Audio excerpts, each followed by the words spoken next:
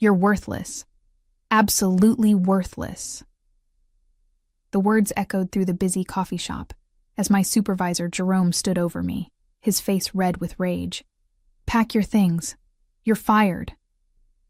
I sat frozen in my chair, my laptop still open with the presentation I'd been working on for weeks. The entire cafe had gone silent, every pair of eyes fixed on our table. My cheeks burned with humiliation as Jerome continued his tirade, completely oblivious to the audience he'd created. 3 years I've wasted on you, Belinda. And what do I have to show for it? Nothing but mediocre work and missed deadlines. You're a drain on this company, and I should have gotten rid of you months ago. My name is Belinda Martinez, and I'm 37 years old.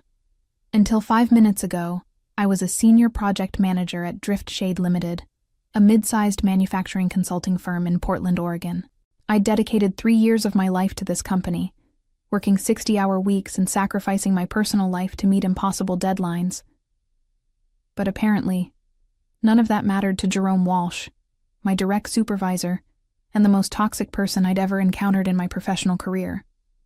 I tried to speak, to defend myself, but Jerome wasn't finished. Don't even think about asking for a reference. Who would hire someone as incompetent as you anyway? The woman behind me at the neighboring table shifted uncomfortably, and I caught a glimpse of her designer suit and perfectly styled gray hair. She was probably in her 50s, with an air of authority that commanded respect. I wished I could disappear into the floor as Jerome's voice grew even louder. You think you're so smart with your little innovations and process improvements? Well, let me tell you something. Ideas are worthless without execution, and you can't execute anything properly. That stung more than anything else he'd said. Those innovations he was mocking had saved Driftshade Limited over $200,000 in the past year alone. I'd streamlined their entire quality control process and developed a new client management system that had increased efficiency by 30%. But Jerome had always taken credit for my work, presenting my ideas to upper management as his own brilliant insights. My hands trembled as I closed my laptop. The familiar weight of imposter syndrome crashed over me like a tidal wave. Maybe Jerome was right. Maybe I really was worthless. Maybe I'd been fooling myself all these years, thinking I had something valuable to contribute. The coffee shop remained eerily quiet as Jerome gathered his things, still muttering under his breath about my supposed incompetence. As he stormed toward the exit, I finally found my voice. Jerome, wait. He spun around, his eyes blazing with contempt. Save it, Belinda. There's nothing you can say that will change my mind. You're done. As the door slammed behind Jerome, I sat there in stunned silence, feeling like my entire world had just collapsed. The other customers slowly returned to their conversations, but I could still feel their sympathetic glances. My coffee had gone cold, and my hands were shaking so badly I could barely hold the cup. Working at Driftshade Limited had been my dream job when I first started. The company specialized in helping manufacturing businesses optimize their operations, and I'd been excited to apply my engineering background and process improvement expertise. I'd earned my master's degree in industrial engineering from Oregon State, graduating summa cum laude, and I'd spent years honing my skills at smaller firms before landing this position. But from day one, Jerome had made my life miserable. He was the type of manager who took credit for successes and blamed subordinates for failures. He'd assign me impossible projects with unrealistic deadlines, then publicly criticize me when I couldn't deliver miracles. I'd watched him destroy the confidence of countless talented employees, driving them to quit one by one. The worst part was how he'd systematically undermined my work. Last month, I'd developed a revolutionary inventory tracking system that could have transformed how our clients managed their supply chains. I'd spent weeks perfecting the algorithms and testing the software, working late into the night to ensure everything functioned flawlessly. When I presented it to Jerome, he'd dismissed it as too complicated and shelved the project indefinitely.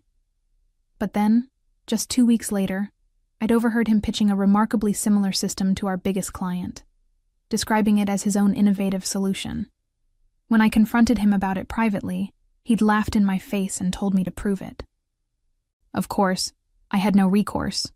All my work was technically company property, and Jerome had conveniently lost all documentation linking me to the project. That incident should have been my wake-up call to start looking for a new job, but I'd been too invested in the work itself to walk away. I genuinely believed in what we were doing at Driftshade Limited. Our clients were small to medium-sized manufacturers, struggling to compete with larger corporations, and my process improvements could genuinely help level the playing field. My personal life had suffered tremendously during my time at the company. I'd barely spoken to my friends in months, declining invitation after invitation, because I was always working. My apartment was a mess because I spent more time at the office than at home. I'd even turned down a date with David, a charming architect I'd met at my neighbor's barbecue, because Jerome had demanded I work through the weekend on a project that ultimately went nowhere. Now, sitting in this coffee shop with my career in ruins, I wondered if it had all been for nothing. Had I wasted 3 years of my life chasing an impossible dream?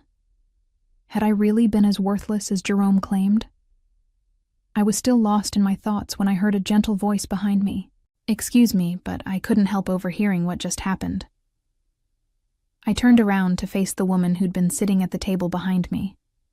Up close, she was even more impressive. Tall and elegant, with intelligent green eyes and a warm smile that seemed genuine. She extended a perfectly manicured hand. "I'm Victoria Ashworth, CEO of Velwyn Education. May I sit down?" The name hit me like a lightning bolt. Victoria Ashworth was legendary in the business world, a self-made billionaire who'd built her educational technology empire from the ground up. I'd read about her in Forbes magazine just last month, where she'd been featured as one of the most innovative leaders in the industry. And she was asking to sit with me. Of course, I stammered, gesturing to Jerome's abandoned chair. "I'm Belinda Martinez." Victoria settled gracefully into the seat, her presence immediately transforming the atmosphere around our table. "Belinda, I have to tell you, what I just witnessed was absolutely appalling. No employee deserves to be treated that way, especially not in public." I felt tears threatening to spill over. "Thank you for saying that. I'm not sure I believe it myself right now." "Well, you should," Victoria said firmly, "because worthless people don't create the kind of innovations I was reading about on your laptop screen." My eyes widened in surprise. "You could see my presentation?" She smiled. "I have excellent eyesight, and I couldn't help but notice the elegance of your inventory management algorithms. That kind of sophisticated thinking doesn't happen by accident. It requires real talent and deep understanding of complex systems." I stared at her in disbelief. In 5 minutes, this stranger had recognized the value in my work that Jerome had dismissed for 3 years. "You really think it has potential?" "Potential?" Victoria laughed. "Belinda, what you've created there could revolutionize supply chain management for small manufacturers. The real-time analytics alone are worth millions." She reached into her briefcase and pulled out a crisp white business card. "I'd like to make you an offer. Velwyn Education has been looking to expand into manufacturing consulting, and we need someone with your expertise to head up the division." My heart started racing. "You're offering me a job, but you don't even know my qualifications." "I know enough," Victoria interrupted. "I know you're brilliant, I know you're dedicated, and I know you've been undervalued. More importantly, I know you have the courage to innovate, even when your ideas aren't appreciated." She leaned forward, her eyes intense and sincere. That man was right about one thing. Ideas without execution are worthless. But he was completely wrong about you. You don't just have ideas, Belinda. You execute them beautifully. And I want that kind of talent on my team. I took the business card with trembling hands. Victoria Ashworth, Chief Executive Officer, Velwyn Education. Her direct phone number was printed in gold letters at the bottom. "Think about it," she said, standing up. "But don't think too long. Opportunities like this don't come around often." 2 days after the coffee shop incident, I sat in my small apartment staring at Victoria Ashworth's business card for the 100th time. Part of me couldn't believe it was real. That one of the most successful businesswomen in the country had offered me a position based on a 5-minute conversation. But another part of me, the part that had been systematically crushed by Jerome's abuse, whispered that it was probably too good to be true. I'd spent the weekend researching Velwyn education extensively, and everything I learned only made the opportunity seem more incredible. The company had started 15 years ago as a small educational software startup and had grown into a multi-billion-dollar empire spanning online learning platforms, educational consulting, and technology development. Victoria had built it all while maintaining a reputation for treating employees well and fostering innovation. Monday morning arrived with Portland's typical gray drizzle, and I found myself walking past the Driftshade Limited offices on my way to the coffee shop where I'd been working on my resume. I wasn't sure why I'd chosen this route. Maybe some part of me hoped to run into former colleagues who might have heard about my firing. What I saw instead made my blood run cold. Through the large windows of the conference room, I could see Jerome presenting to what looked like our biggest client, Westbrook Manufacturing. He was standing in front of a large screen displaying my inventory management system, the one he'd called too complicated just weeks before. I ducked into the alley beside the building and pulled out my phone, quickly dialing my former colleague Patricia, who worked in the accounting department. She picked up after 2 rings. "Belinda, oh my God, we heard what happened. I'm so sorry. Patricia, I need to ask you something, and I need you to be honest with me. Is Jerome presenting my inventory system to Westbrook right now?" There was a long pause. "How did you—" "Yes, he is. The meeting started an hour ago. Belinda, I'm so sorry. Everyone here knows it was your work, but nobody wants to say anything because they're afraid of Jerome," I finished. "I get it. But Patricia, I need you to do me a favor. Can you send me any documentation that proves I developed that system? Emails, project files, anything?" Another pause. "I could get fired for this. You could also help expose a fraud," I said quietly. "Jerome has been stealing credit for my work for years, and now he's about to make probably millions from my innovation while telling everyone I was worthless." "Give me 20 minutes, Patricia said finally. "I'll see what I can find." True to her word, Patricia sent me a zip file containing months of email correspondence, project timelines, and development logs that clearly showed I was the sole creator of the inventory management system. My name was on every document, every code comment, every design specification. Jerome's involvement had been limited to approving project milestones and providing budget authorization. But as I scrolled through the files, I discovered something even more shocking. Patricia had included financial projections for the Westbrook deal that I'd never seen before. If Jerome successfully sold my system to Westbrook, it would be worth over $5 million in initial licensing fees, plus ongoing maintenance contracts worth millions more per year. And according to his presentation materials, he was planning to position this as just the beginning, a prototype for a larger product suite that could be sold to dozens of other manufacturers. My innovations weren't just being stolen, they were being turned into the foundation of an entirely new business division at Driftshade Limited. Jerome was about to become a hero to upper management, while I remained unemployed and humiliated. The irony was devastating. For 3 years, I'd watched Jerome take credit for smaller projects, and had convinced myself it wasn't worth fighting about. But this was different. This was my life's work being repackaged as someone else's genius, and the financial stakes were enormous. I sat in that alley for another hour, watching through the window as Jerome charmed the Westbrook executives with my technology. He looked confident and successful, every inch the innovative leader he'd always pretended to be. Meanwhile, I was hiding in an alley like a criminal, afraid to even be seen near my former workplace. That evening, I called Victoria Ashworth's direct number. My hands were shaking as I dialed, and I almost hung up twice before she answered. "Victoria Ashworth." "Miss Ashworth, this is Belinda Martinez. We met at the coffee shop on Friday. Belinda, I was hoping you'd call. Have you given my offer some thought? I took a deep breath. I have, and I'm very interested. But before we discuss terms, there's something you need to know about my situation at Driftshade Limited. I told her everything. The years of stolen credit, Jerome's systematic abuse, and what I'd discovered about him presenting my inventory system as his own work. Victoria listened without interrupting, occasionally making soft sounds of disapproval. That's absolutely unconscionable, she said when I finished. Intellectual property theft is not just unethical, it's illegal. Have you considered pursuing legal action? I've thought about it, but I'm not sure I have the resources for a legal battle. Jerome has the backing of the entire company, and I'm just one unemployed engineer. Not anymore, Victoria said firmly. Belinda, I want to make you a proposition. Accept my job offer. We'll discuss salary and benefits tomorrow.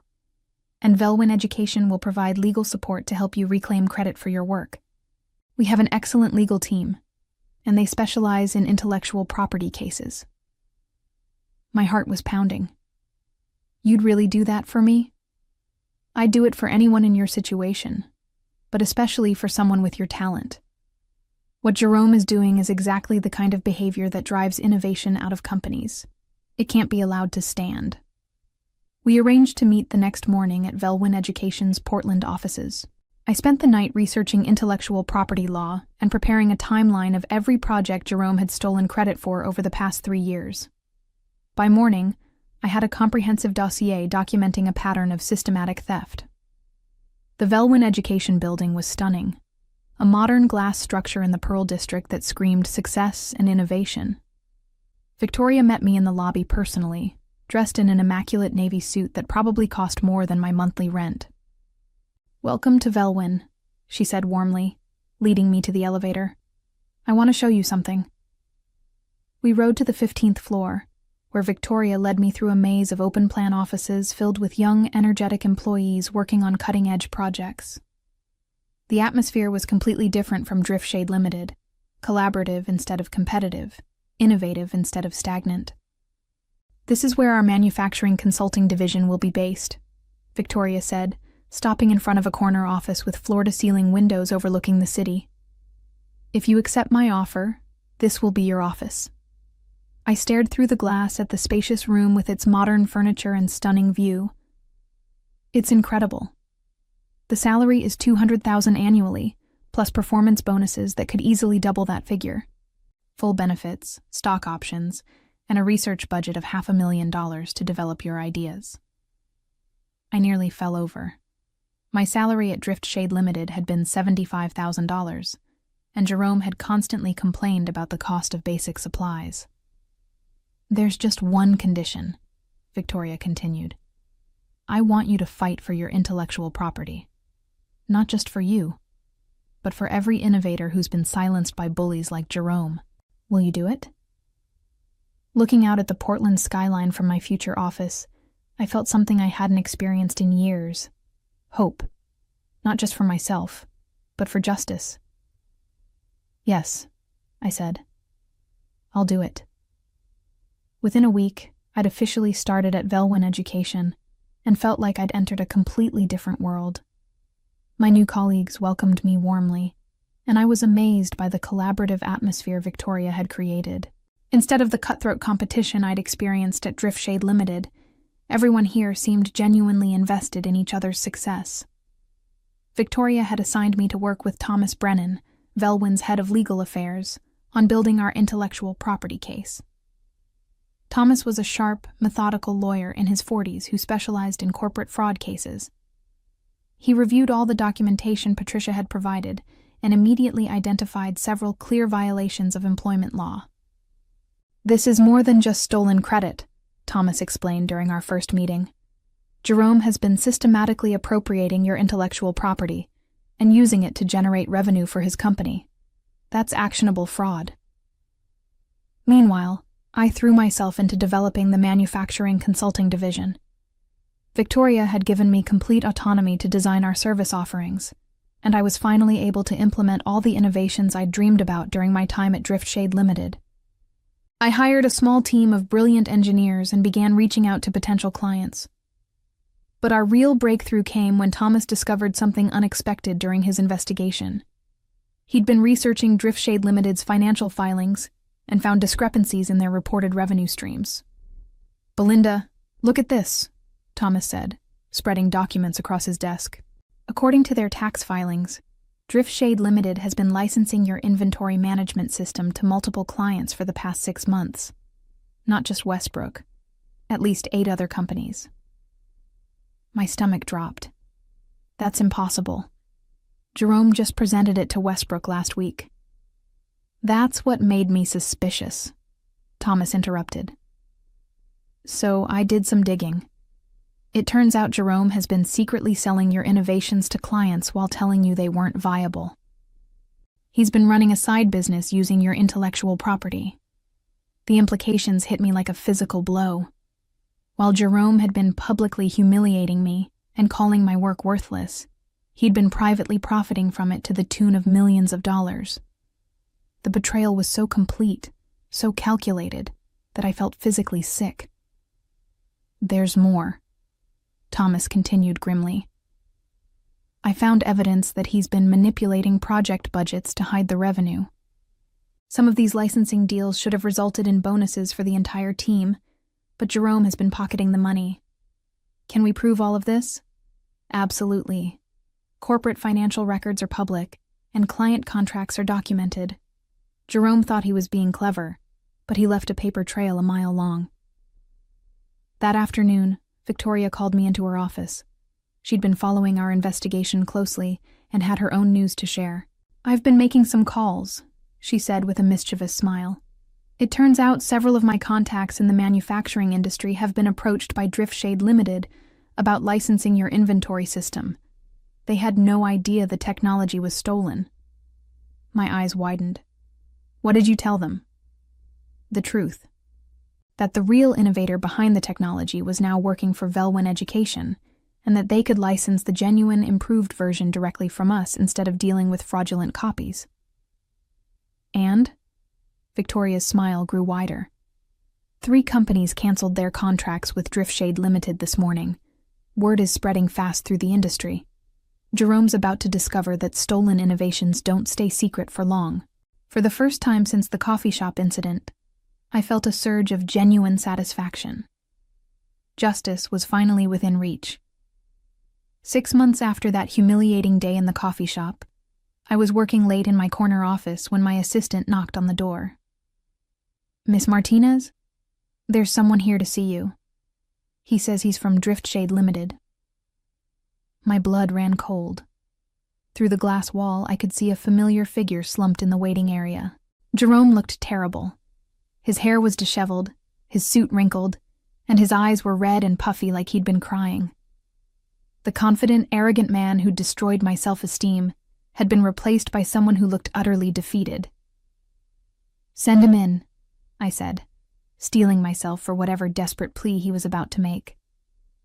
Jerome shuffled into my office like a broken man, barely able to make eye contact. The transformation was shocking. 6 months ago, he'd stood over me in that coffee shop like a conquering emperor. Now he looked like he hadn't slept in weeks. "Belinda," he said quietly, his voice hoarse. "Thank you for seeing me. I know I have no right to be here." I gestured to the chair across from my desk, the same type of power dynamic we'd had before, but with roles completely reversed. "What do you want, Jerome?" He collapsed into the seat, his hands trembling. "Driftshade Limited is finished. We lost the Westbrook contract last month, along with 6 other major clients. The company is filing for bankruptcy next week." I kept my expression neutral, though inside I felt a surge of vindication. "I'm sorry to hear that." "No, you're not," Jerome said with a bitter laugh. "And you shouldn't be. This is all my fault. Everything that's happening to me, I deserve it." He looked up at me with desperate eyes. "Belinda, I need your help." You're the only one who can save the company. Come back, please. I'll make you partner, give you whatever salary you want. Stop, I said firmly. Jerome, let me make something very clear. I wouldn't work for you again if you offered me the entire company. Jerome's face crumpled, and for a moment I thought he might actually break down sobbing in my office. Belinda, please. I know what I did was wrong. I stole your work. I took credit for your innovations. I treated you terribly. But I've learned my lesson. I can change. Can you? I interrupted, leaning back in my chair. Because from where I'm sitting, it looks like you're only sorry because you got caught. You're not here because you realized what you did was wrong. You're here because your world is falling apart, and you need me to fix it. The truth of my words hit him like a physical blow. Jerome slumped even further in his chair, all pretense of dignity gone. You're right, he whispered. I am only here because I'm desperate. But Belinda, I'm begging you. There are other people at the company who don't deserve to lose their jobs because of my mistakes. Patricia, Miguel, the whole engineering team, they're good people. You should have thought about that before you started stealing intellectual property and committing fraud, I said coldly. Did you really think you could build a sustainable business on stolen innovations? Did you think no one would ever figure out the truth? Jerome's shoulders shook. I got greedy. When I saw how much money your inventory system was generating, I couldn't help myself. I thought I was smarter than everyone else, that I could keep taking credit forever. Well, you were wrong, I said, standing up. And now you're facing the consequences. Thomas Brennan, our legal counsel, will be in touch with you soon. We're filing criminal fraud charges next week, along with a civil suit for damages. Jerome looked up at me with horror. Criminal charges? Belinda, please, I'll lose everything. You already have, I said simply. Just like you made me feel in that coffee shop 6 months ago. The only difference is that I didn't deserve it. Jerome Walsh and Driftshade Limited faced the full weight of justice over the following months.